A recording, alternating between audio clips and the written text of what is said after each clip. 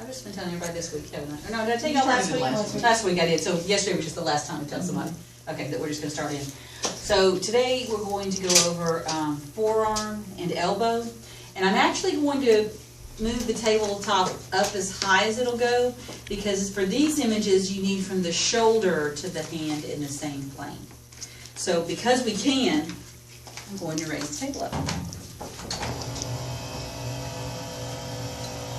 You just be like hitting my foot. It's lovely here as I push that button. Foot model? Not really. My nasty laugh and that. And then I'm going to bring this up as high as it'll go. I'll go ahead and tell you, if you check off in here next week, you will not get exactly 40 inches. You'll be about 38. But that's okay. Just be sure if you bring the table up all the way that you raise this up as far as it'll go too.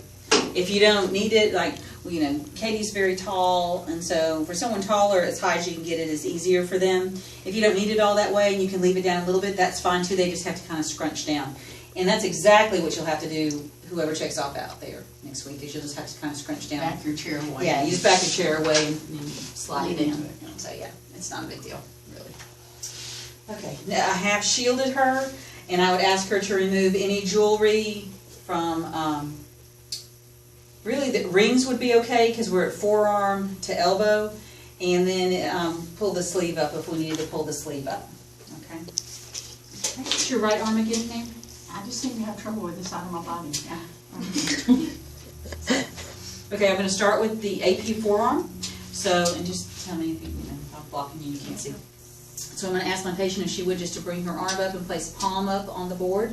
I want to center mid-forearm. I know that's kind of a generic place to be. The key here is I've got to make sure I include all of the elbow joint and all of the wrist joint. I don't need all the hand. I really only need to come up to about mid-metacarpal. It's going to be enough.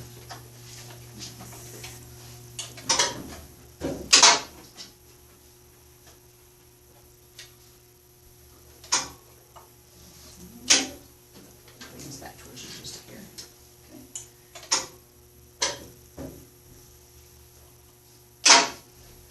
Alright, now you need to be sure that the arm stays in a true AP position, her shoulders down.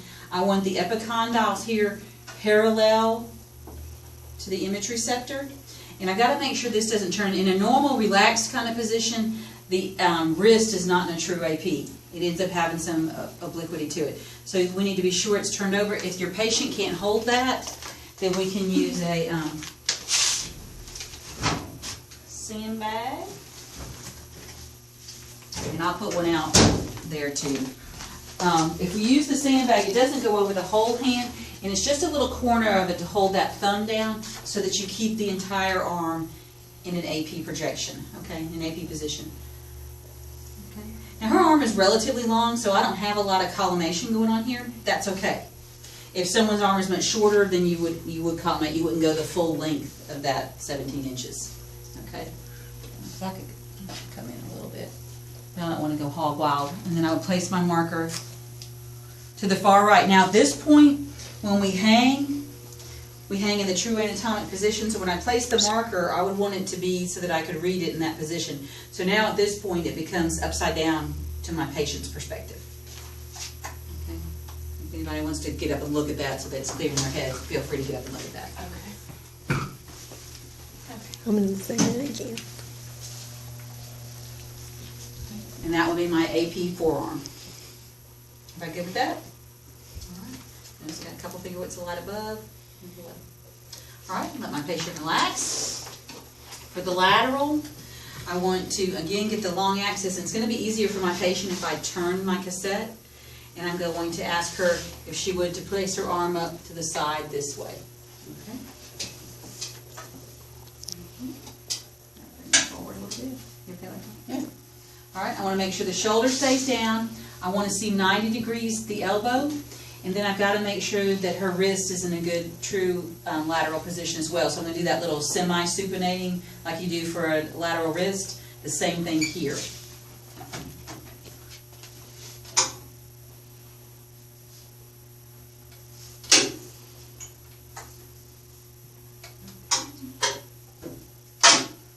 All right. And I am staying pretty much to the middle of my cassette. Here, here, here, here.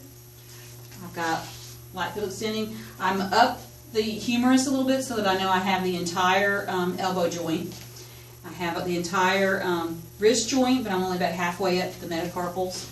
And then again, when you hang this, it's going to hang so that this is down, so I'm going to place my marker here. And in this room, all I had to do was turn my tube head. I didn't have to recollimate. If you're out there, you're going to have to recollimate.